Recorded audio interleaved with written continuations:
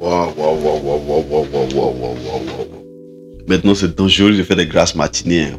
Putain, tu te réveilles le matin et dans le plus grand des calmes, Anthony Davis un trade au Dallas Maverick contre Luka Doncic. Un samedi soir, dans le plus grand des calmes, les mecs sont couchés, s'attendent à prendre le vol pour aller jouer le prochain match.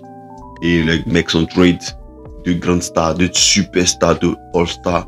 Sont trade dans le plus grand des calmes, sont leur avis, on leur demande rien et tout. Je pense qu'au lieu de franchir un cap dans la NBA, personne n'est en sécurité. Je pense que Joel Embiid doit checker son portable, doit checker son smartphone. Les mecs, Kevin Durant l'a dit, check son smartphone parce qu'on sait jamais. Tu peux le trade en plein match en fait. Franchement, en tant qu'un Lakers, je suis choqué, je suis choqué, je suis déboussolé, c'est incroyable. Anthony Davis, c'est une crème. Anthony Davis, c'est une crème.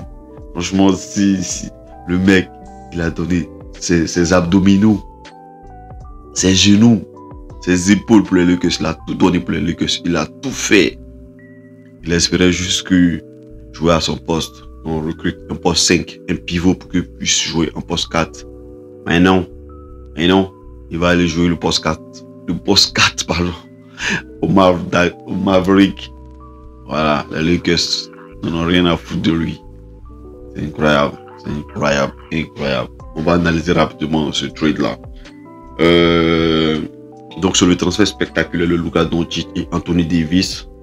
Luka Doncic a échangé contre Anthony Davis, Max Christie et un premier tour de draft 2029 et accompagné de Doncic.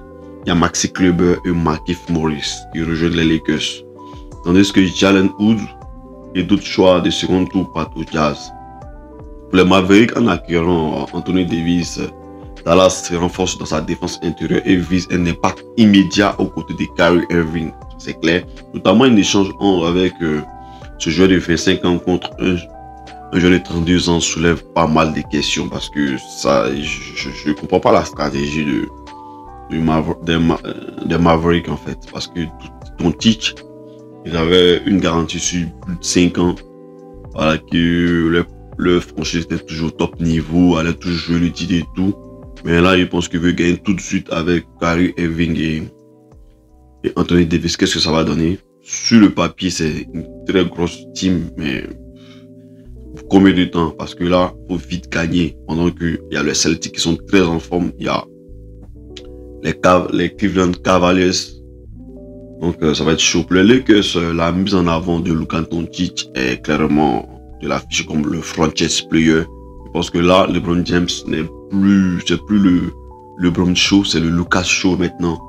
Donc c'est une transition. Je pense que LeBron l'a compris.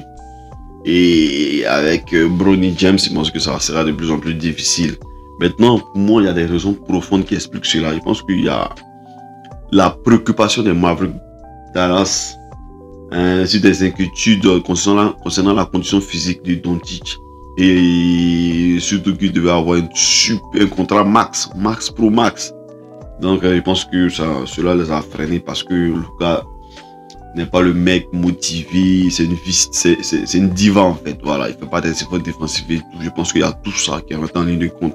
Donner un contrat pro max à une diva qui ne fait pas des efforts défensifs et tout, même si tu es garanti un certain nombre de points, il est bien classé dans le MTV Leader parce que c'est compliqué. Maintenant, la stratégie des Lakers, c'est franchement d'assurer la relève.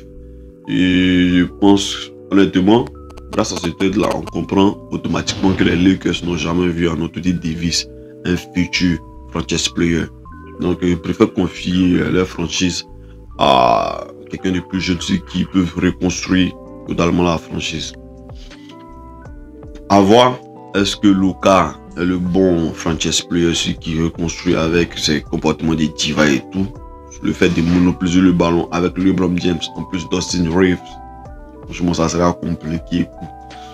À voir parce que je ne m'attendais pas à cette fusion, à cette combinaison, à cette entente entre Kyrie Irving et Doncic.